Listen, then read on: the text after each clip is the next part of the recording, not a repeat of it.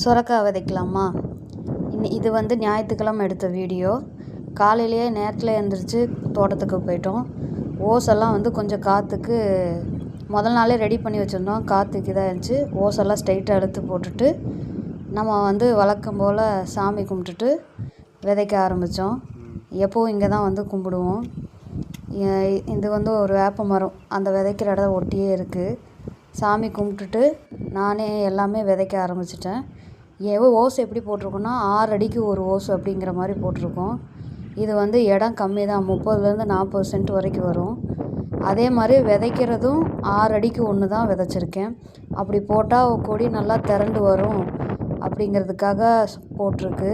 அதுவும் இல்லாமல் இன்னொரு இதுனா நமக்கு தண்ணி பற்றாக்குறை இருக்குது. அதனால தான் விதைச்சி முடித்ததும் தண்ணி விட ஆரம்பிச்சிடும்.